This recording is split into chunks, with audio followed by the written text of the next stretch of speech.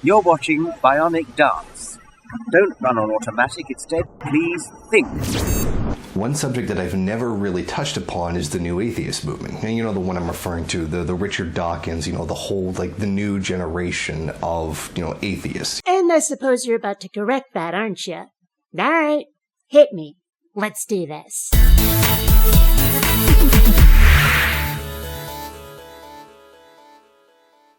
Greetings, fellow space travelers. BionicDance here.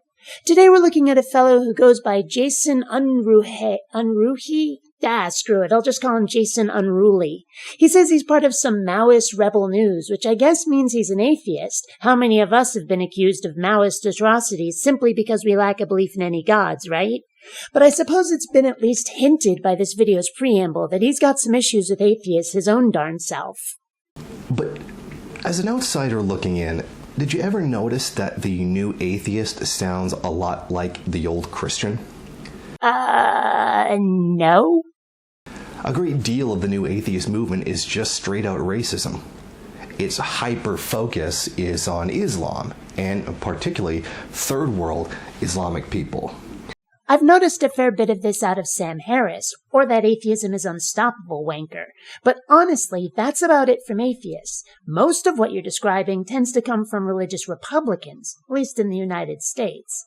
I consider myself one of the new atheists, but my tendency is to focus more on faith, on the believing without evidence part of religion, and how irrational that is. And that's what I notice out of most of the atheists I tend to follow, far more than any hatred of Muslims. Now, you would think that the new atheists would be far more concerned with Christianity in America, being that those are the religious people right next to you, those are the religious people that are influencing the government, they're the ones that are sending people who believe God chose them to be president to hold the nuclear codes. You'd think they'd be a little bit more concerned about those people. I have actually been accused of avoiding Muslims, in fact.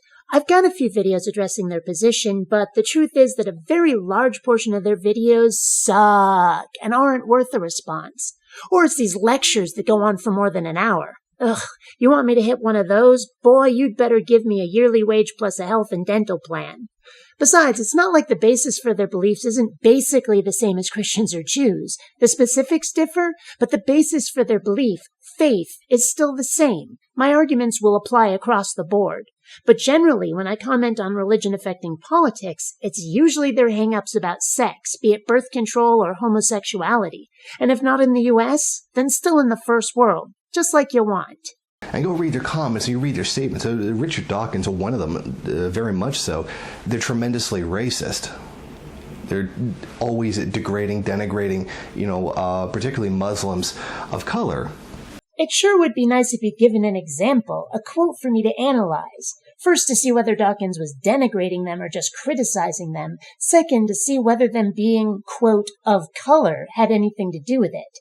If it was something regarding terrorism done in the name of Islam by Muslims in a certain country where Islam is the state religion, well, what can you do? No one can criticize their actions simply because someone else might be willing to scream racism? And specifying of color is pretty unfair. Unlike the United States, the Middle East isn't exactly what one might call diverse, and it's not as if it's black or Asian or Hispanic people being called out because of their ethnicity. Islam is the state religion in those countries, often enforced by some pretty nasty corporal or capital punishments, so it's not as if some of those attributes can be avoided when identifying which people have been violently misbehaving. Unless Dawkins was saying something like, "Oh, those miserable darkies," I don't think it's fair to say it was racism. But, at the same time, isn't this what the Christianity would do? I mean, sure, the Christians will say, okay, well, there's people of color in our religion, and we respect them very much. See, but that's the thing. These old Christian ideas only like these people of color because they're Christian. If they weren't Christian, then they would consider them, subhuman savages. That's what, their whole history was with basically every colony, every colonial action. And you've got it backward here. Just how much issue do you think people would be taking with, say, Iraqis or the Afghani if Islam weren't inspiring them to do a whole lot of killing? If they weren't driven to jihad by their religion, pretty much the only people who would give a shit, really, are oil companies who desperately want the land. And if you want to call that racism, do please explain how. And then what you have is you have these new atheists basically doing the same thing, referring to anybody who's Muslim in the third world as some kind of subhuman savage, and treating them that way. Examples, please. I could probably name some right-wing Christians guilty of this, but atheists? I've named 2, and really can't think of any more than that. Atheists might point out the flaws in their religion, and personally I could say a few things about their music, but treating them as subhuman? Much like the missing Richard Dawkins quote, this is an unsupported statement for which I'd like examples. I just thought it was really interesting how the new atheist sounds very much like the old Christian, and wondered if anybody else noticed that as well.